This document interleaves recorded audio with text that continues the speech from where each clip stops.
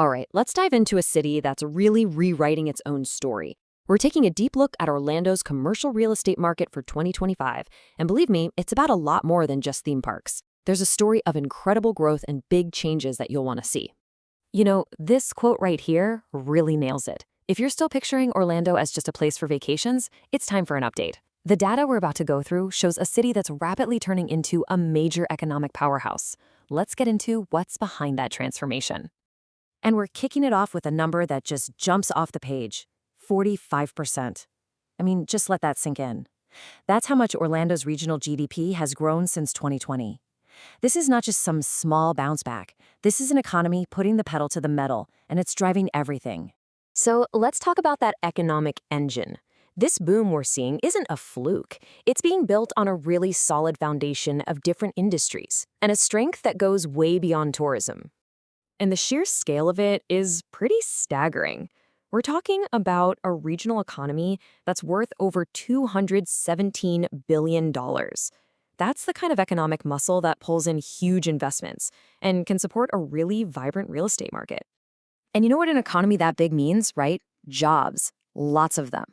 Orlando is actually one of the top cities in the entire country for job creation. And it's not just any jobs. We're talking about key sectors for the future. Aerospace, manufacturing, tech, the kind of high-paying jobs that really anchor a city's economy for the long haul.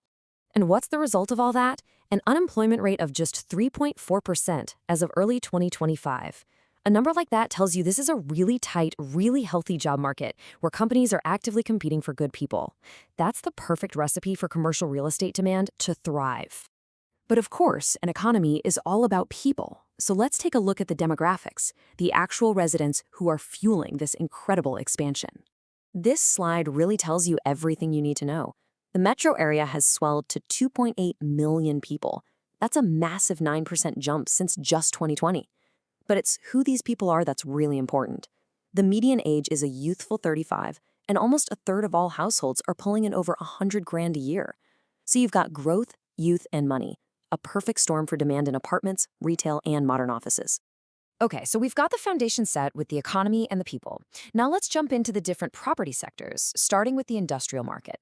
The big story here is a market that's really finding its footing and, well, gaining its stride. So what happened was pretty simple.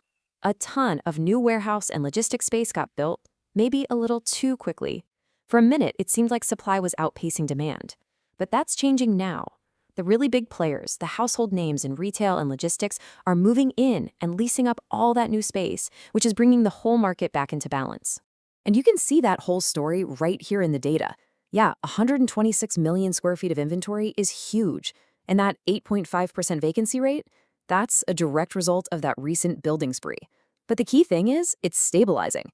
And the fact that rents are holding steady around $20 a square foot, that shows you the demand is absolutely there to soak up all that new space.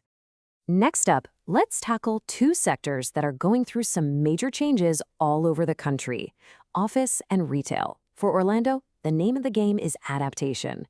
When it comes to the office market, it's all about what's called a flight to quality.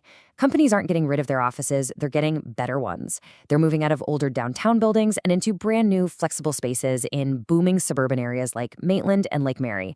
It's not about if they need an office, it's about what kind of office they need now. Now, I know what you're thinking when you see that 17% vacancy rate. That looks high, right? But it's a bit deceiving. That number is really inflated by all those older, less desirable buildings that are sitting empty. The real action is in those high-quality suburban spots where demand is so strong it's keeping rents healthy at $26 per square foot. It's a real market of haves and have-nots. And you know what? Retail is seeing a very similar dynamic. It's like a tale of two markets. While some of the big, old-school malls are struggling, the leasing activity in busy strip malls and tourist areas is on fire. We're talking gyms, grocery stores, auto shops. They're all expanding and grabbing space. And this slide really proves how strong that part of the market is. A vacancy rate of just 3.7% is incredibly tight for any city. It basically confirms that for every empty big box store, you've got a dozen smaller, service-based businesses fighting for prime locations. And that steady 2.3% rent growth, that's just more proof that the sector is fundamentally healthy.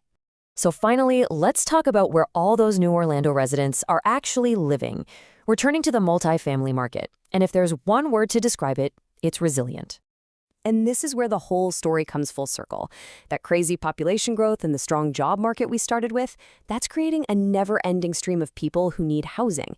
And that demand is so strong, it's actually absorbing a record number of new apartment buildings that are coming online. These numbers really show a market and incredible balance.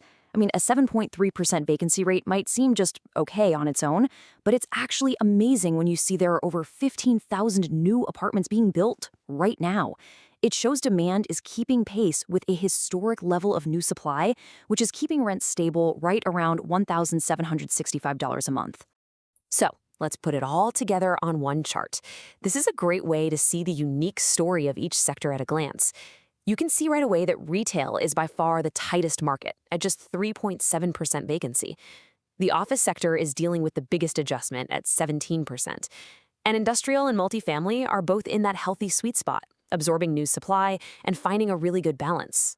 So after digging through all of this data, from the economy to the people to each and every property type, the million-dollar question is, what's the big takeaway? Where is Orlando's commercial real estate market heading from here? So here's the bottom line. Orlando's real estate market is firing on all cylinders, but it's evolving. You have this undeniable foundation of explosive growth in the economy and population, but the real story is how each sector is shifting to meet new demands. It's creating this incredibly diverse landscape of opportunities, whether you're talking about modern warehouses or high-end suburban offices. And I really don't think I could say it any better than this final quote from the report. Orlando is no longer just a tourist town. It's a region with real staying power and serious momentum. The growth is already locked in. The only question now is, what gets built next?